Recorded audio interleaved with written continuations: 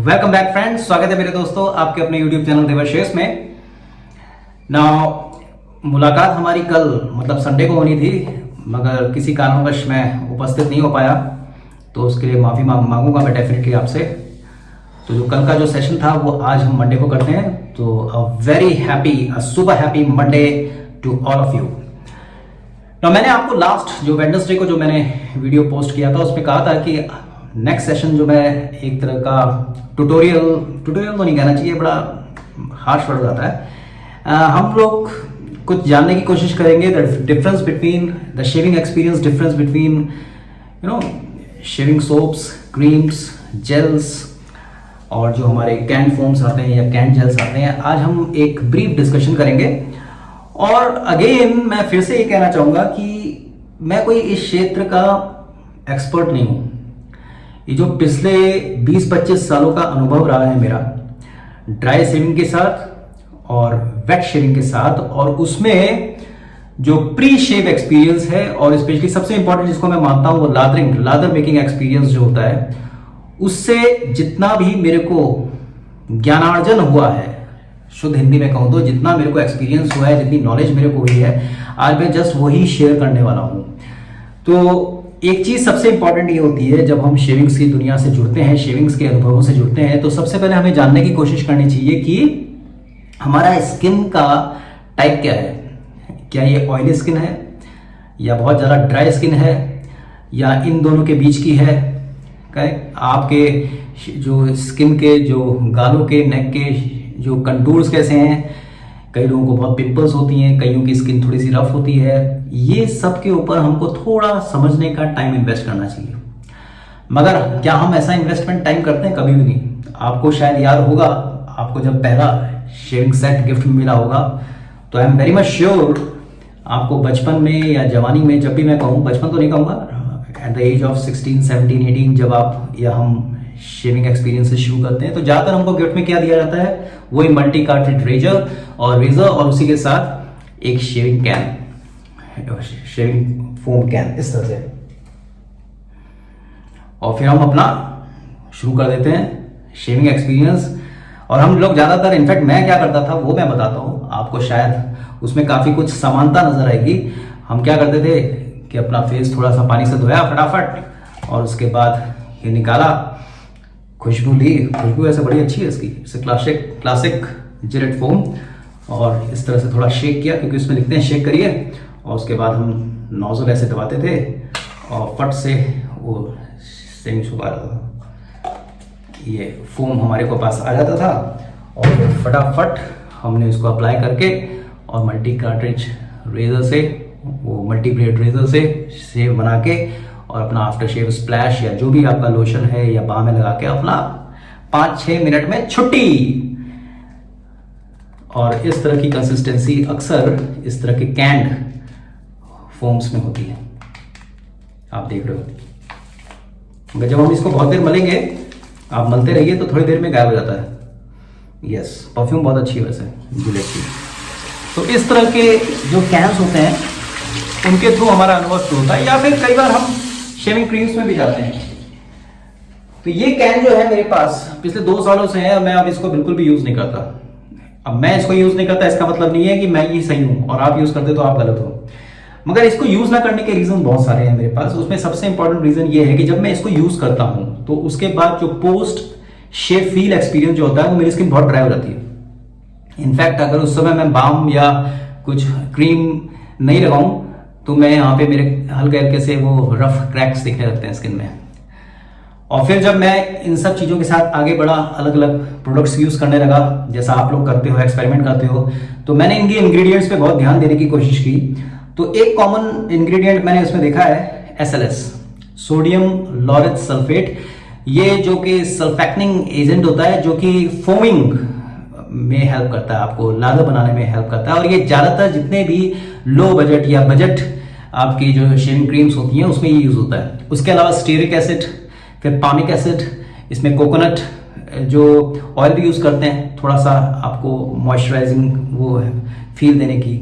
और अलग अलग कंपनियां, अलग अलग ब्रांड्स जो होते हैं वो अपनी शेविंग क्रीम्स में ये सब चीज़ों को यूज़ करते हैं। मगर कॉमन जो होते हैं पैराबेन्स होते हैं, करेक्ट, सिलिकेट्स होते हैं, और अब जो अवेयरनेस बढ़ रही है वो कहते हैं भैया ये सब चीज़ें बड़ी ही खराब है आपकी सेहत के लिए, मगर ऐसा मैं नहीं मानता, क्योंकि मैं भी पिछले 25 साल से ये सब यूज़ कर रहा था, मेरे को कुछ नहीं हुआ।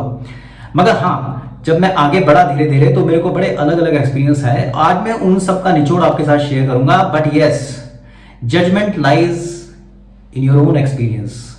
मैं यहाँ पे कोई अथॉरिटी नहीं हूँ जो आपको कहूँ कि ये मैं जो कह रहा हूँ ये सही है। ये तो मैं बस एज अ, जो कहते हैं ना कि ज्ञान जो है जितना बांटोगे उतना बढ़ेगा, जितना शेयर करोगे आप, वही है। मैं आज पिछले जो 25 सालों का जो निचोड़ है मेरा, और लास्ट 2-3 साल का जब मैं प्रॉपर रूप से बेड शेविंग से जुड़ा, आज मैं ये बताना चाहूँगा।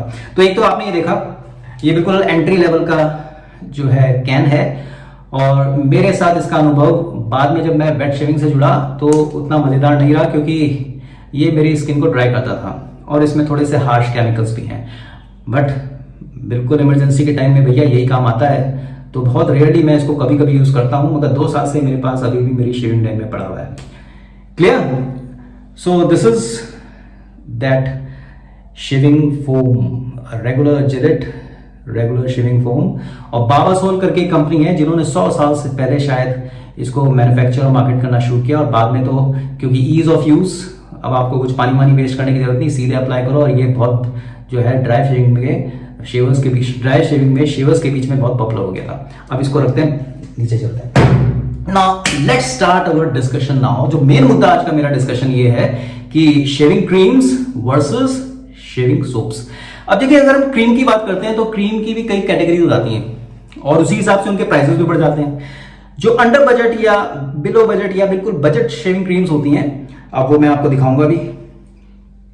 जैसे लिलियम की एक रेगुलर शेविंग क्रीम है, मैंने लिलियम के बारे में लास्ट वीडियो पोस्ट किया था, उसमें आपको मैंने मेंथल बताया था, एक रेगुलर शेविंग क्रीम है।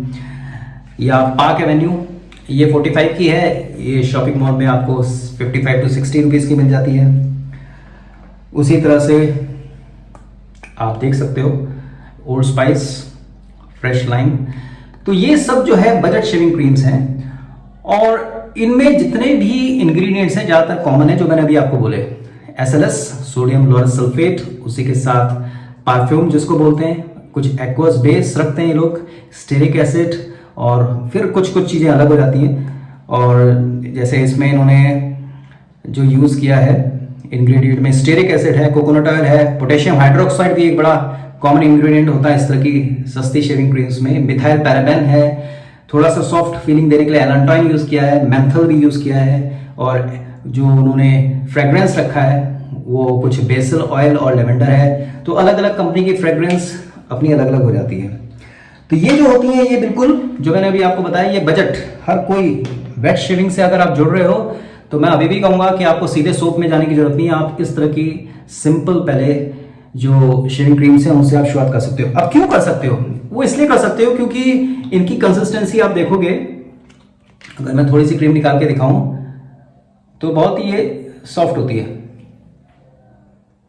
बहुत सॉफ्ट होती है। ओके, तो इनको अप्लाई करना बड़ा आसान है, सबसे अच्छी बात ये है। और जब आप उसको वेट ब्रश से, एक सोप ब्रश से आप उसको लादर करोगे तो लादर बनाना भी बहुत आसान है, तो झंझट ज़्यादा नहीं होता। कंसिस्टेंसी आप देखोगे, हाँ अगर आपकी शेविंग टाइम में बहुत पुरानी क्रीम पड़ी हुई है ऐसी ट्यूब की और उसको आपने कई सालों से यूज़ नहीं किया, वो एक्सपायर हो गई तो वो हार्ड जाती है।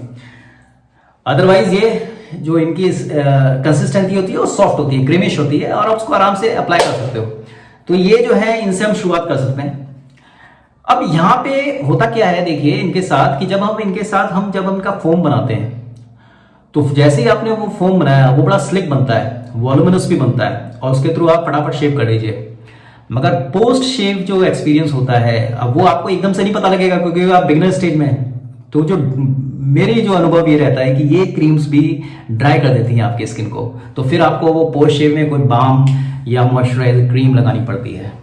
आफ्टर शेव लोशन की तो बात छोड़ दीजिए, अगर वातावरण में ह्यूमिडिटी कम है, थोड़ा सा ड्राई एटमॉस्फेयर है या विंटर्स में, तो ये बहुत ड्राई फील करती हैं क्योंकि केमिकल्स थोड़े से हार्श हो जाते हैं इसमें। इसका मतलब ये नहीं कि गलत है, आपको जिस रेंज में जो इनकी इकोनॉमिक वैल्यू है उससे आपको बहुत अच्छा एक्सपीरियंस मिलता है भैया।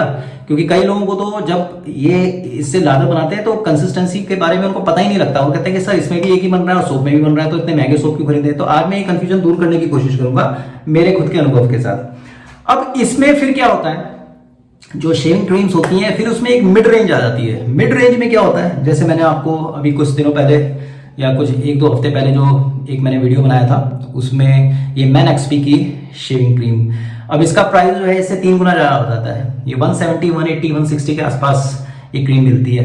तो एज अ कस्टमर हम एक्सपेक्ट कर सकते हैं कि इनमें इंग्रेडिएंट उनसे काफ़ी डिफरेंट होंगे। मगर अब इनके इंग्रेडिएंट में बताऊं तो इसमें इन्होंने कुछ ऑयल्स डालने शुरू किए, मगर अभी भी जैसे इसमें ग्लिसरीन आ जाता है। अब आपका ग्लिसरीन जो है मॉइस्चराइजर का काम करता है, मगर स्टेरिक एसिड है इसमें, ये कॉमन है, लॉरिक एसिड है, पामेटिक एसिड है, इससे ग्लाइकॉल है, ग्लिसरीन है, शिया बटर है, लेमन एक्सट्रैक्ट है, कोको एक्सट्रैक्ट है, कैरामेल एक्सट्रैक्ट है, अब आप सेडरवुड का भी एक्सट्रैक्ट है। तो आप देख रहे हो यहाँ पे जो ऑयल्स जो हैं वो ज्यादा इंक्लूड कर दिए गए। अब भैया इनके लिए कंपनी को भी तो पे करना पड़ता है ना, because they are also outsourcing these kind of ingredients and these ingredients are little bit costly. तो उसकी वजह से क्या हो जाता है, ये महंगी हो जाती है। अब कई बार जो लोग होते हैं जैसे मेरे जैसे जो नौसिखी है, हम कंपेयर करने में आती है यार 45 रुपए में भी वही रेट, मतलब ये भी तो मैं क्यों खरीदूं, मगर ऐसा नहीं होता। और इनमें क्या होता है, ज्यादातर इस तरह की जो महंगी क्रीम्स होती हैं उसकी स्मेल बहुत सटल रखी जाती है, क्योंकि the moment you are moving into that on to that ladder, थोड़ा हायर रेंज में आते हो तो ज्यादातर लोग बहुत ज्यादा तेज फ्रेग्रेंस नहीं पसंद करते। वो कम रेंज में आपको फ्रेग्रेंस ज्यादा अच्छी मिलती है, ज्यादा अच्छी तो नहीं कहूंगा, बहुत स्ट्रांग मिलती है या थोड़ी कम स्ट्रांग मिलती है, मगर यहाँ पे सटलनेस आ जाती है। अभी आप लाइफस्टाइल डिमांड कहते हो यार, जैसे मेरे साथ है, मैं उस समय ही चाहता हूँ मेरे को फ्रेग्रेंस रहे जब तक मैं उससे शेव कर रहा हूँ। मैं नहीं चाहूंगा कि कोई रोज, लेवेंडर, इस तरह की जो शेविंग क्रीम की खुशबू मेरे आसपास बहुत ज्यादा महके। मैं चाहता हूँ कि शेविंग करने के बाद मैक्सिमम टू मैक्सिमम आधे घंटे में वो जो शेविंग क्रीम की स्मेल खत्म हो जाए। वो बात अलग है, फिर मैं कोई आफ्टर शेव स्प्लैश लगा रहा हूँ या कुछ है, बट मेरे को बहुत ज्यादा तेज स्मेल्स नहीं पसंद है। नाउ इट्स माई चॉइस, आपकी ऐसी चॉइस नहीं है तो ये आपको डिसाइड करना है। तो इसलिए ये वाली जो क्रीम्स होती है महंगी हो जाती है because of the ingredients which they are using, but still they are using certain chemicals. Now we need to understand that, clear. अब इससे भी आगे रेंज आती है, आप इंपोर्टेड प्रोडक्ट्स आप यूज करोगे जब, करेक्ट। प्रोग्रेसो की शेविंग क्रीम आएगी, वो अभी थोड़े टाइम बाद मैं उनसे भी आपको अवगत कराऊंगा अपने अनुभव। टैबैक करके कंपनी है, इनकी भी शेविंग क्रीम हो जाती है, तो वो और उनकी रेंज बढ़ जाती है, शायद इंपोर्ट ड्यूटी भी लग जाती है, और उसके अंदर उनकी ब्रांड वैल्यू भी बहुत ज़्यादा है शेविंग कम्युनिटी में, और उसी के साथ उसके जो इंग्रेडिएंट्स होते हैं वो थोड़े महंगे होते हैं। तो अभी अगर भारत की बात करें तो हमारी रीच जो है ज़्यादा से ज़्यादा यहाँ तक जाती है। मैं एक कॉमन, एक मिडिल क्लास शेवर की बात करूँ तो, मेरे जैसे शेवर की बात करूँ तो, अब इसी में क्या होता है, कई बार हर्बल करके भी वो प्रोडक्ट लॉन्च करते हैं। ये भी मैंने आपको बताया था, विटामिन थेरेपी करके एक कंपनी है, हर्ब्स एंड मोर ब्रांड है, और ये जो है इनकी जो है vitamin therapy shaving cream for smooth and clean shave, vitamin E है और इसमें यूकलिप्टस ऑयल है, और इसमें ये लोग क्लेम करते हैं कि 100% नेचुरल एक्सट्रैक्ट है। पसीना बहुत आ रहा है तो मैं बीच में जरूर पोस्ट करूंगा। शेविंग आज मैं नहीं कर रहा हूं क्योंकि मैंने सुबह 7 बजे उठ के पहले ही करनी है शेविंग। नाउ अब ये नेट सर्व करके MLM मल्टी लेवल मार्केटिंग की कंपनी है, ये लोग क्लेम करते हैं कि पूरी तरह से हर्बल है। तो आजकल हर्बल को वैसे भी बहुत अच्छे से मार्केट किया जा रहा है, हमें लगता है कि इसमें SLS पैराबेन्स नहीं है, तो ये हमारे स्वास्थ्य के लिए अच्छी हैं। तो डेफिनेटली ये भी महंगी हो जाती है, ये भी 120 to 140, 150 की रेंज की ये क्रीम है। तो अगर आपका झुकाव उस तरह की है, ये तो पूरी तरह से जो है हर्बल प्रोडक्ट कहते हैं, मगर फिर भी इसमें कुछ प्रोडक्ट ऐसे होते हैं, क्योंकि इसमें ज़्यादातर लिखा है, इसमें यूकलिप्टस ऑयल है, वाटर है, हेमेलिस वर्जीनिया जिसको विल्च हेजल कहते हैं, और रोजमेरी हर्ब्स हैं, सेल्विया, ये सब लिखा है, मगर फिर भी मैं देख रहा हूँ इसमें तो पोटेशियम हाइड्रोक्साइड है, ग्लिसरीन है, स्टीयरिक एसिड फिर यहाँ पे भी है, लॉरिक एसिड है, प्यूरिफाइड वाटर एक्वा बेस में है, ये सब चीजें हैं, ग्लाइकॉल है। तो थोड़ा बहुत केमिकल तो ये भी यूज करते हैं, ऐसा नहीं कह सकते कि 100% से ये आपके हर्बल है, मगर हाँ इसमें केमिकल थोड़े से कम हो जाते हैं, तो इनकी भी कीमत इसलिए बढ़ जाती है। फिर जो है शेविंग कम्युनिटी में जो लीस्ट पॉपुलर मैंने देखी है, स्पेशली भारत में, इस तरह की क्रीम, ये एक लग्जरी शेविंग क्रीम है, मगर मजेदार बात ये है कि ये फोम नहीं बनाती। ये एक एस्टन एंड मूर करके एक ब्रिटिश कंपनी है, मगर बनाया है इसको भी इन्होंने चाइना में ही है। ये काफी टाइम से मेरे पास पड़ी है, लंदन में बनी है ये, और शेविंग क्रीम फॉर मेन है, मगर ये जो है फोम नहीं कर सकते आप इसको, क्योंकि जब मैंने इसको, मेरे को किसी ने गिफ्ट किया और मैंने लगाया, मैंने कहा, तो फिर मैंने पढ़ा ध्यान से, तो देखा कि तो पता लगा कि इसको आपको केवल ये Aston and Moore, British brand, और ये ऐसी कंसिस्टेंसी है इसकी, बिल्कुल क्रीमिश टेक्सचर, बट ये कोई फोम नहीं जनरेट करेगी आपके लिए। ये क्या करेगी, इसको केवल आपको अप्लाई करना है एंड इट इज फोमलेस। आप इसको ब्रश से भी कर सकते हैं या अपनी फिंगर्स से इसको धीरे धीरे अप्लाई कर सकते हैं, और 1 मिनट छोड़ के उसके बाद ये इतना मॉइस्चराइज कर देती है, स्लिक दे देती है कि आप सीधे सीधे इसको जो है, ये देखिए बहुत ही फाइन लुब्रिकेटिंग है, बहुत ही अच्छा है इसका slickness is fantastic, but it is not going to create any lather. आपको डायरेक्ट अप्लाई करना है, रेजर चला देना है, ग्लाइड अच्छा मिलेगा। मगर मेरे को इसमें मजा नहीं आता, इसलिए मैं इसको क्या यूज करता हूँ, इसको प्री शेव क्रीम की तरह या प्री शेव ऑयल की तरह यूज करता हूँ, ताकि थोड़ी सी स्लिकनेस आ रहा। मगर वो जो बात लादर की है वो इसमें नहीं मिलती। तो और मैंने देखा हम भारत में ये फोमलेस क्रीम्स जो हैं ये ज्यादा लोग प्रेफर नहीं करते, इसलिए इनकी मार्केटिंग ज्यादा होती भी नहीं है, यहाँ पे ज्यादा बिकती नहीं है ये। इसी तरह से शेविंग जेल्स भी आते हैं। अभी पर्ल वालों ने मेरे को एक शेविंग जेल भेजा, या आपके पास होगा वो जिलेट का। तो शेविंग जेल्स मैंने देखा है कि वो डी शेविंग तो ठीक है, मगर जो आपके मल्टी कार्टेज जो मल्टी ब्लेड्स जो रेजर्स होते हैं वहां पे वो, क्योंकि वो एक थिन फिल्म बना देता है स्लिकनेस, उनके फोम्स बहुत ज्यादा वॉल्यूमिनस नहीं बनते, मगर स्मेल ज्यादातर मैंने देखा है वो जेल अच्छी होती है। उसमें जो होते हैं कुछ मरीन प्रोडक्ट्स होते हैं, एक्वा बेस होता है, स्लिकनेस अच्छी देते हैं वो आपको, स्मेल भी बहुत अच्छी होती है उसमें, और उसमें कभी कभी एलोवेरा जेल भी होता है, और आजकल तो प्योर एलोवेरा जेल लगा के भी लोग शेविंग करते हैं। तो वहां पे फोम कम बनता है, मगर वो जो मल्टी कार्ट्रिज ब्लेड्स होते हैं उससे आप शेव करते हो ज्यादातर जो। और वो जिलेट का भी आपने देखा होगा फोम आता है मेरे पास, मगर अभी मैंने दूसरे बाथरूम में रखा है, वो मैं लाया नहीं। तो जेल्स भी बड़े अच्छे होते हैं, मगर जेल ज्यादातर मेरे अनुभव के हिसाब से वो आपके जो मल्टी कार्ट्रिज ब्लेड होते हैं वहां पे आपको ज्यादा मजा देते हैं। फोम इतना क्रिएट करते हैं मगर इतना वॉल्यूमिनस नहीं क्रिएट कर पाते, मगर एक स्लिक लेयर बना देते हैं वो जेल की, और उससे आप रेजर को बड़े मजे से ग्लाइड कर सकते हो। तो ये जो है कुछ शेविंग क्रीम के बारे में हमने डिस्कस किया। अब इसमें आता है नेक्स्ट, और वो जो है सेगमेंट बिल्कुल अप चले जाता है, डिमांड बहुत ज्यादा करता है मनी की आपसे, और वो होते हैं लग्जरी वॉल्यूमिनस कुशनिंग, ऐसे ऐसे वर्ड यूज करती है कंपनियां मार्केट करने के लिए शेविंग क्रीम। तो नाम ही लग्जरी लग गया, तो they are expecting more because they say that we are giving you more.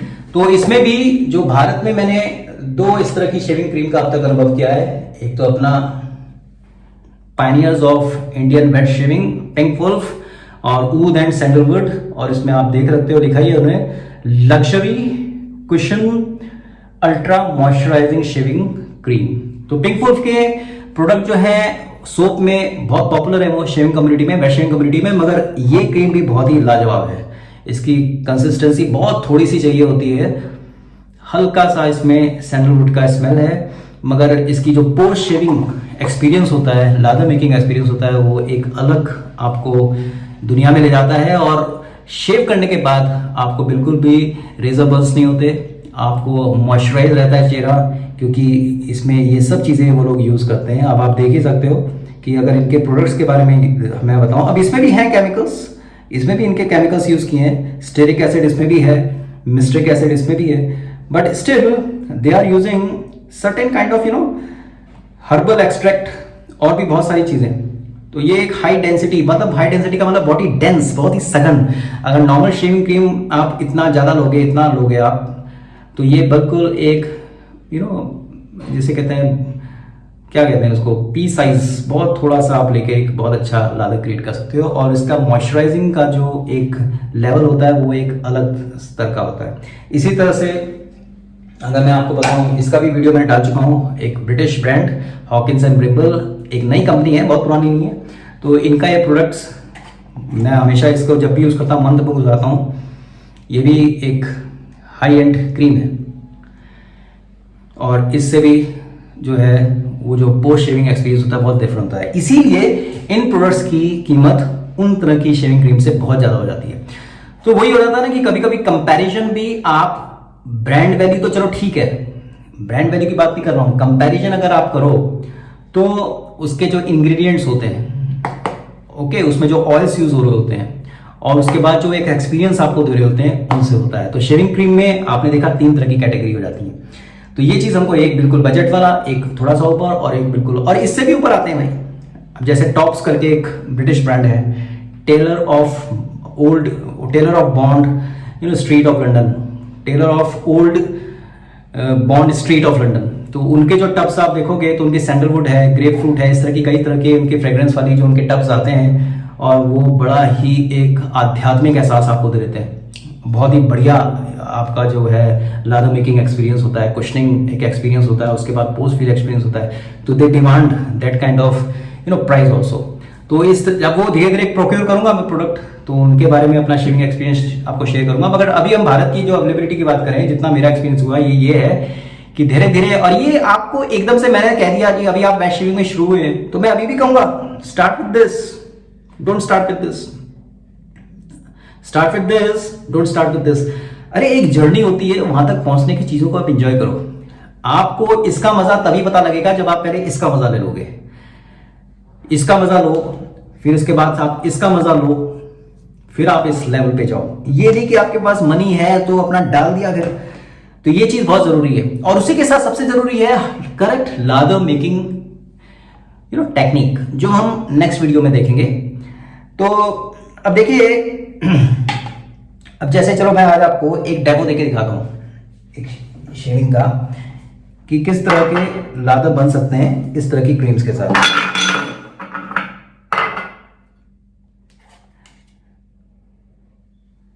तो मैंने ये क्रीम ली थोड़ी सी, मोर देन इनफ।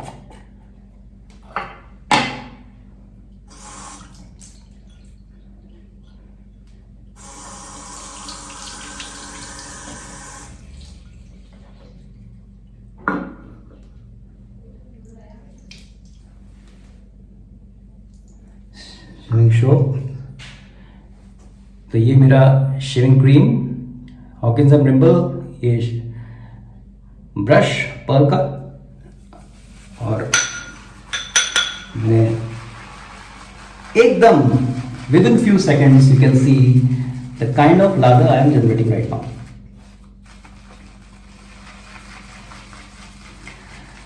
अब इसको धीरे धीरे धीरे करके आप ऐसे विप करोगे तो ब्रिसल्स से जो है एयर वो इसमें मिक्स होती चलेगी, और एक थिक लादर क्रिएट होने लगेगा।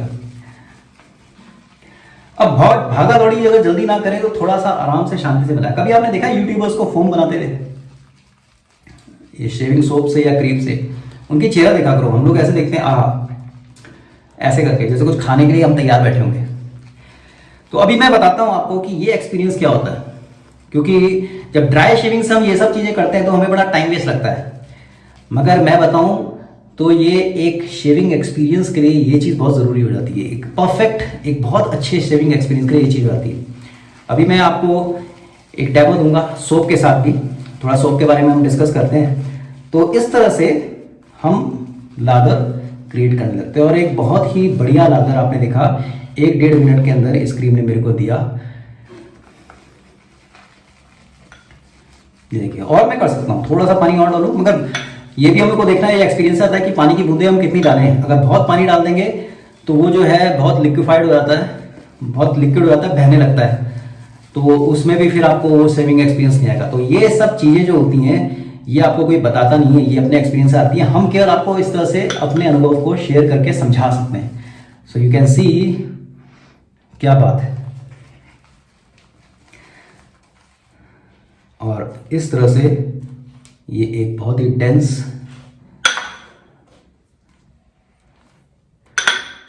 लादर तैयार हो गया, और इसका जो अनुभव होता है वो जो मैंने आपको दूसरी बजट शेविंग क्रीम कही वो उससे तो बहुत फर्क होता है भाई। अब वो क्या फर्क होता है वो मैं आपको तभी समझाऊंगा जब आप मेरे से अपनी बातें कमेंट बॉक्स में शेयर करोगे। तो you can see that softy के कोन में डाल के खाई लो बस, कभी करना मत ऐसा।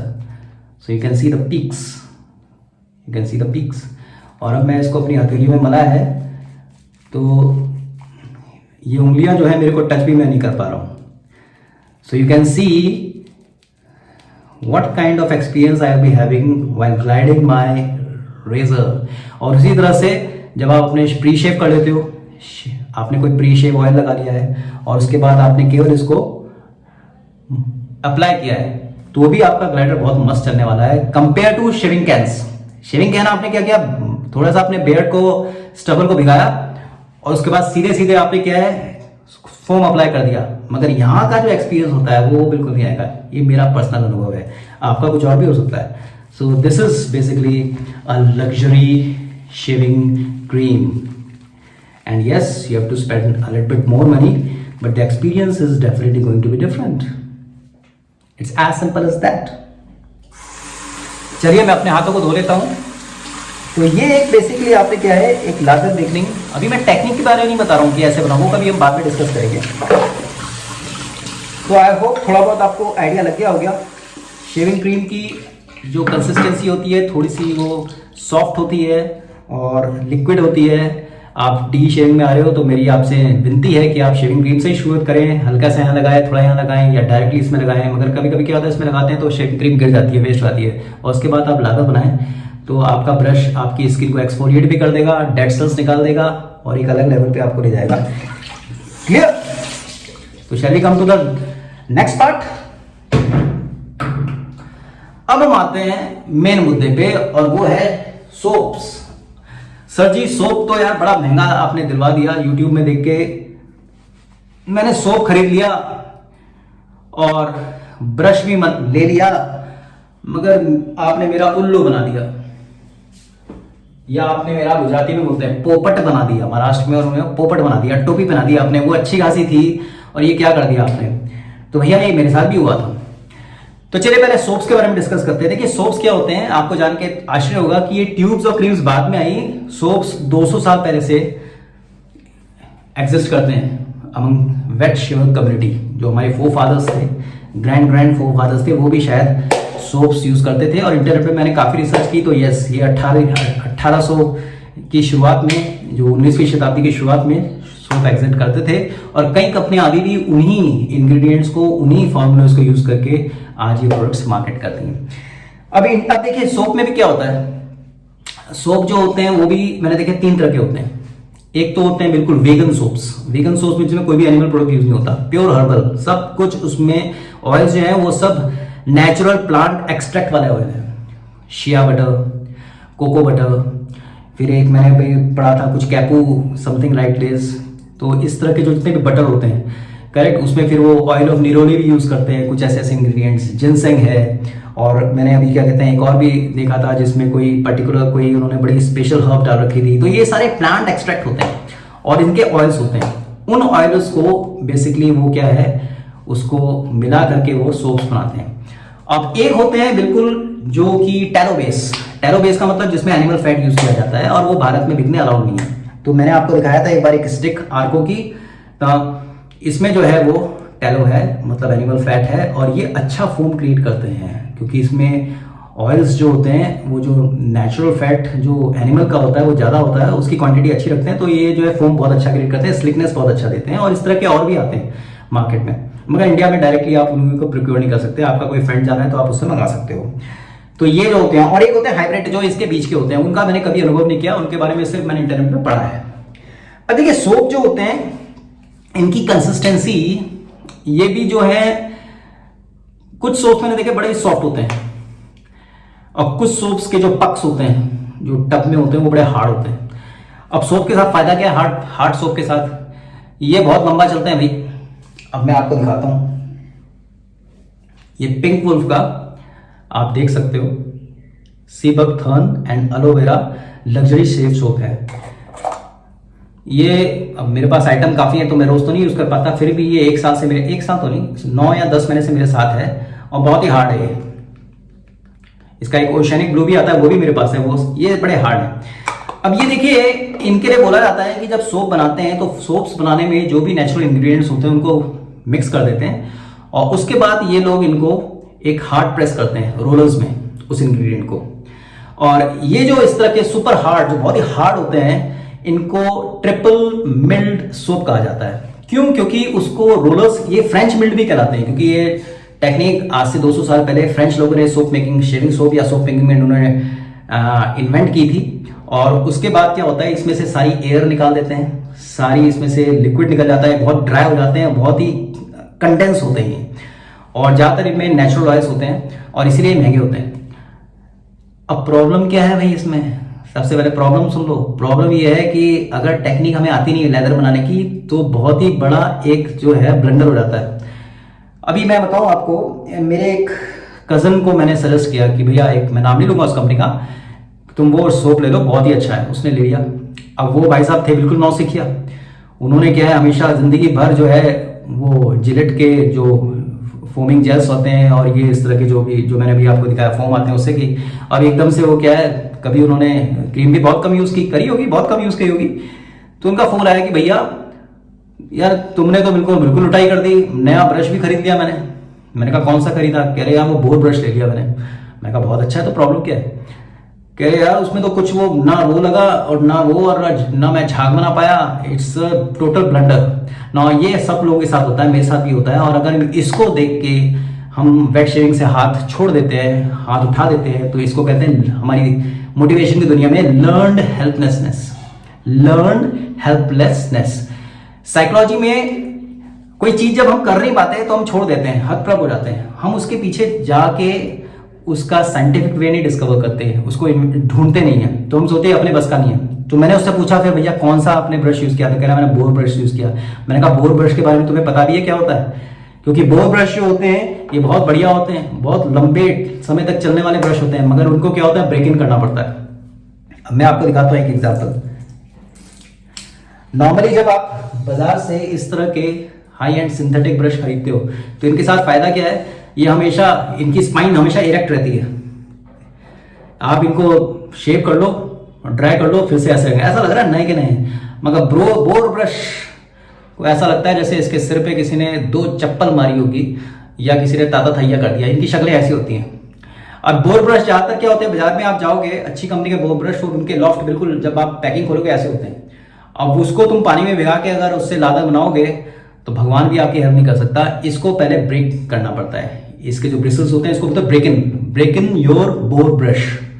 जो एनिमल हेयर होते हैं ये थोड़े से हार्ड होते हैं, इनको एकदम से आप बाजार में यूज नहीं कर सकते। तो इसको क्या करोगे, पहले आप इसके अलग अलग तरीके आते हैं, एक दिन वो भी सिखाएंगे वीडियो में कि किसी नए बोर ब्रश को कैसे ब्रेक किया जाए। कई लोग इसको बहुत लंबा समय लगा लेते हैं, कई लोग बहुत शॉर्ट भी होता है। अलग अलग कंपनियों के ब्रशेस में अलग अलग एक्सपीरियंस भी होता है। तो ये मैंने इसको ब्रेक इन कर रखा है और इसको कम से कम 1 घंटा मैंने हल्के से ल्यूकवार्म पानी में डुबो रखा है। ब्रिसल्स इसके हार्ड हैं। अब इस तरह की जब क्रीम्स होती हैं, हार्ड सोप्स होते हैं, तो इसमें हमको क्या करना चाहिए, 5-10 मिनट पहले हल्का सा ल्यूकवार्म वाटर या नल का थोड़ा सा कुछ बूंदे पानी चलेगा, ऐसे कर दो बस। ऐसे करके इसको रख दो आप। इसको बोलते हैं ब्लूमिंग, क्या बोलते हैं इसको, blooming of soap. This process called blooming of soap. ऊपर की जो लेयर है सोप की वो सॉफ्ट हो जाएगी और उसके बाद जब आप ऐसा बोर ब्रश यूज करोगे या सिंथेटिक ब्रश तो वो जो है सोप को अच्छे से उठा लेगा। अभी मैं दिखाता हूं आपको। तो उन्होंने क्या किया, उन्होंने ऐसा कुछ किया ही नहीं। उन्होंने इसको गीला करा, बिल्कुल पेटी पैक नया निकाला और उसको उन्होंने पानी में डुबाया और उसमें भिगा दिया। ना सोप कलेक्ट हुआ और सीधे दाढ़ी में मारना शुरू किया तो कुछ भी नहीं बना। और उन्होंने कहा कि ये सब लुट्टू कंपनियां होती हैं। नहीं, now this is basically a learned helplessness. आपके साथ अगर ऐसा हो रहा है तो बिल्कुल चिंता मत करो, टेक्निक सीख लो पहले आप। ये हम सबके साथ हुआ है और वही अनुभव मैं आज आपके साथ शेयर कर रहा हूं। क्लियर? अब देखिए हल्का सा मैंने इसमें भी हल्का सा उसको पानी लिया, इसमें ऑलरेडी हल्का सा पानी है। अब मैं इसको ज्यादा नहीं घुमाना है। फॉरेन वीडियोस में देखोगे तो घुमाते रहते हैं, पूरा लादा नीचे गिरता है। आपको ऐसा कुछ करना ही है, बड़े महंगे हैं, तो बिल्कुल किफायत से यूज करिए आप। तो आप 15 से 20 सेकंड आपने इसको ऐसे स्वर्ल मोशन में घुमाया और एक अच्छा क्वांटिटी सोप की इसमें आ गई। अब देखिए क्या है, आपको मैं अगर सिंपल भाषा में समझाऊं तो लादर मेकिंग एक्सपीरियंस जो होता है कैंस का, कैन जो होते हैं ना, जो भी मैंने दिखाया आपको प्रेशराइज कैंस, ये ऐसा होता है जैसे आप किसी फास्ट फूड पार्लर में जा रहे हो, मैकडोनल्ड्स वगैरह में आप गए, काउंटर पे मेन्यू देखा, पैसे दिए या कार्ड स्वाइप कराया और उधर से उन्होंने टोकन दिया, आप बैठ गए और 2-2.5 मिनट, 3 मिनट, 4 मिनट, 5 मिनट बाद आपका बर्गर आ गया, आप खा के चल दिए, 15-20 मिनट में काम हो गया। मगर वेट शेविंग जो है वो फास्ट फूड जैसा अनुभव नहीं है। ये तो किसी एक बढ़िया, करेक्ट, एक स्वेव, एक पॉश, एक बढ़िया अच्छा एक रेस्टोरेंट में जाने जैसा अनुभव है, जहाँ पे आप जाते हो, करेक्ट, आपको वहाँ पे एक अच्छी सी साइड में आपकी गर्लफ्रेंड या आपकी वाइफ, आपके बच्चों को बैठा दिया जाता है। आप क्या है उस समय मोमेंट को एंजॉय करने लगते हो। कैसे एंजॉय करते हो? आप टेबल पे बिछी हुई वो टेपेस्ट्री देख रहे हो, उसमें जो कढ़ाई की गई है उसको निहार रहे हो, कटलरी जो है उसकी ब्यूटी को आप देख रहे हो, plates spick span neat and tidy, आप जो डिम लाइट्स हैं, जो एम्बियंस हैं, उसका मजा ले रहे हो, और उस डाइनिंग रूम के अंदर जो बढ़िया बढ़िया पकवानों की खुशबू किचन से आ रही है, वो अनुभव करते हो। तो वेट शेविंग में लादर मेकिंग एक्सपीरियंस बोन में वही है। इसीलिए आप कभी हमको देखा करो। ये देखो, अब मैंने लादर बनाना शुरू किया, अब देखिए ये बोर ब्रश से क्या बढ़िया लादर बन रहा है, और मेरे मुंह में ऐसा लग रहा है कि मेरे को पानी आ रहा है। आप देखा करो कभी हम कैसे इसको वेट कर रहे हैं, और इसमें क्या है, इस अनुभव को जी रहे हैं। अब इसके लिए टाइम चाहिए भाई, और इसीलिए वेट शेविंग जो है ज्यादा पॉपुलर नहीं है, और हम चाहते हैं कि इसको पॉपुलर करें। I want that more and more people should join wet shaving community. अब आप देखिए फर्स्ट क्लास लादर क्रिएट हो रहा है, कोई ज्यादा झंझटबाजी नहीं है। थोड़ा सा सोप लिया, उसको ब्लूम किया मैंने पहले पानी के साथ, और अब आप देख लो मस्त लादर क्रिएट हो रहा है। तो किसी भी सोप के साथ आप ऐसे करते हो, थोड़ा टाइम ले लो भाई, जल्दीबाजी मत करो। मुझे पता है आप पहले वो कैन की दुनिया में थे, क्लियर? तो this is very very important. आप इसको ऐसे स्वर्ल मोशन में घुमाइए,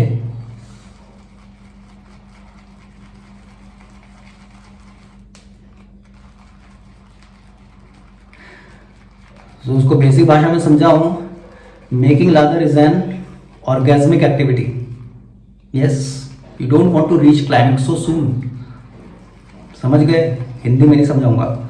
making lather is an orgasmic activity, you don't want to reach the climax so soon. क्योंकि ये जो एक्सपीरियंस है अभी आपका, देखिए, ये आपको उस जोन में ले जाएगा जहां पे आप शेविंग एंजॉय करोगे।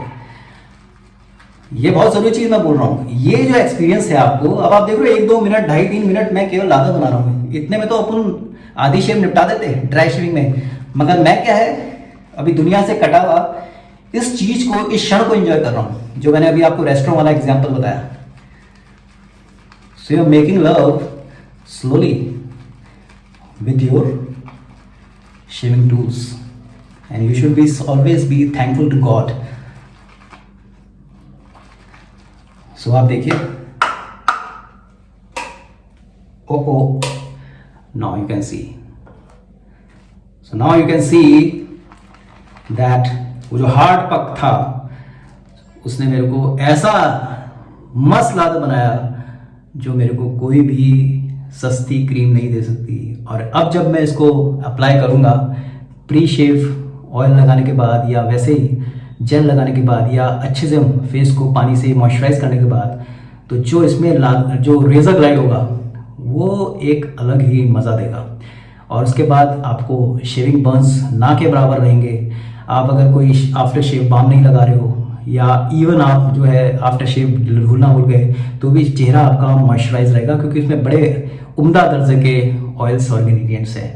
तो भैया अगर ये इतना काम करेंगे तो पैसा तो मांगेंगे ना वो आपसे। और सबसे अच्छी बात, ये बहुत लंबा चलते हैं। आप रेगुलर रोज के शेवर हो तो 2-2.5 महीने में आपकी शेविंग क्रीम की ट्यूब खत्म हो जाएगी। ये 1-1.5 साल तो आराम से चलेगा आपका। और अगर आपके पास थोड़े से ज़्यादा इस तरह के शेविंग सोप है तो ये 2-2, 3-3 साल तक चलते हैं, और एक्सपायर होते नहीं है ज़्यादा, ये भी मैं बताऊँ आपको।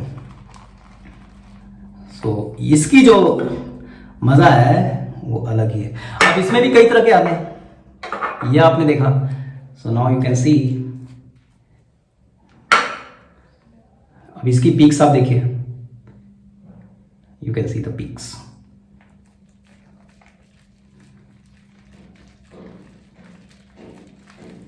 मेरा हाथ ऐसे ऐसे ग्लाइड कर रहा है और फिंगर्स टच भी नहीं हो रही है। होवरक्राफ्ट आप जानते हो ना, वो पानी में भी चलता है, लैंड में भी चलता है, एयर क्वेश्चन के ऊपर। बस ये होवरक्राफ्ट वाला एक्सपीरियंस बनता है। मैं भैया इतना भी ज़्यादा झाग मत बना लो। कई लोग तो क्रीम में भी झाग पे झाग बनाए जाते हैं, तो पता लगा वो जब मल्टी कार्ट्रिज डी में तो चल जाता है, वो सॉरी जो डी रेजर होता है उसमें चल जाता है। मल्टी कार्ट में क्या है, यही झाग जो होता है वो आपका दुश्मन हो जाता है, क्योंकि वो क्लॉक कर देता है आपके सारे के सारे ब्लेड्स को, तो वो भी एक्सपीरियंस अच्छा नहीं होता। तो ये चीज़ मैं कहूँ आपके, ये डी शेविंग की, वेट शेविंग की बात हो रही है, तो ये शेविंग एक्सपीरियंस मिलता है भाई साहब।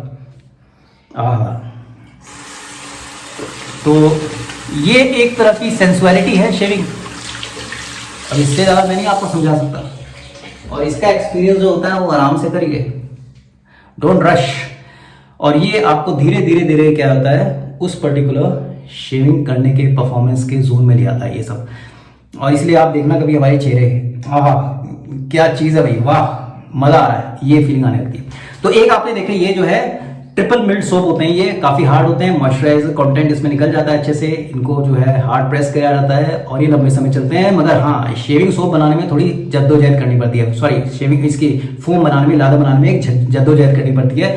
ये ट्यूब्स में आसान होता है, मगर यहाँ पे जो एक्सपीरियंस मिलेगा आपको वो परम ब्रह्म अनुभव मिलेगा आपको। और ज़्यादा बोलता हूँ मैं। एनीवे, अब इसमें एक और तरह का भी सोप आता है, ये थोड़े सॉफ्ट होते हैं। ये हजामत का मैंने पहले ही बताया था, इनकी कंसिस्टेंसी थोड़ी सी सॉफ्ट होती है। ये हार्ड होते हैं, मगर अगर आप इनको दबाओगे तो दब जाएंगे। तो इनमें भी ये थोड़े उतने लंबे नहीं चलते। या प्रोग्रेसो ग्रीन करके उनके जो सोप आते हैं, वो जो है उनके अंदर अगर आप ऐसे पिंच करोगे उंगली को तो नीचे घुस जाएंगे, वो सॉफ्ट सोप होते हैं। मैं उसी सोप को जब 2-3 बार वो मिल करते हैं तो वो हार्ड हो जाते हैं। तो hard soaps are always better, no doubt about it for me, but you need lot of expertise in making foam out of it. और सोप्स में भी जो ज़्यादातर प्लांट एक्सट्रैक्ट्स होते हैं इसमें ज़्यादातर, और कई सोप्स में एनिमल एक्सट्रैक्ट्स भी होते हैं, एनिमल फैट एक्सट्रैक्ट्स होते हैं, तो वो आप इंग्रेडिएंट जरूर देख लीजिएगा। तो ये जो है एक अलग अलग तरह का जो है, मैंने आज आपको एक बेसिक चीज में समझाया। तो सर हम यूज क्या करें ultimately, what is the moral of the lecture? The moral of the lecture, this is not lecture, the moral of the discussion is कि आप वेट शेविंग से जुड़ना चाहते हो तो शुरुआत में आप बिल्कुल सस्ती क्वालिटी की, क्वालिटी नहीं कहूँगा, सस्ती जो है ट्यूब्स यूज कर सकते हो। Enjoy the process. उसके बाद थोड़ा एक्सपेरिमेंट करो यार, थोड़ी सी और महंगी ले लो अगर आप थोड़ा कर सकते हो, और फिर धीरे धीरे आप जाइए अपने सोर्स की तरफ। फिर खुद ही डिफाइन करो कि किसमें मजा आया। मैं कौन होता हूँ कहने वाला, मैं तो एक सजेशन दे सकता हूँ भाई साहब, डिसाइड आपको करना है। तो आई थिंक आज के इस डिस्कशन में आपको मजा आया होगा, और मेरे को भी बहुत मजा आ रहा है, बिल्कुल बहुत मस्त यहाँ पे। कि मेरा चेहरा भी पूरी तरह से क्या हो चुका है, पूरी तरह से पूरा भीग चुका है। मैं शेविंग अभी भी शुरू कर सकता हूँ, मगर मैं करूँगा नहीं क्योंकि मैंने ऑलरेडी शुरू कर दी है। तो ये डिस्कशन था हमारा कुछ शेविंग सोप्स और इस तरह के जो हमारे जो शेविंग क्रीम्स के साथ। एक और सोप के बारे में मैंने आपको नहीं बताया, इसका भी डेमो मैं पहले देख चुका हूँ।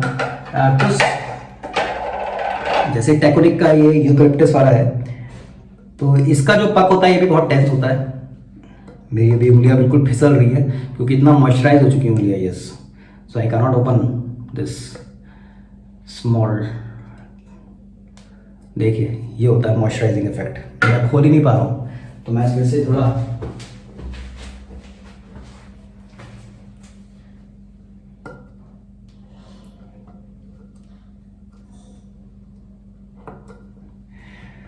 तो इसके आप पक को देखिए भी बहुत डेंस है, इसमें भी ऑयल बहुत आता है, मगर ग्लिसरीन बेस है।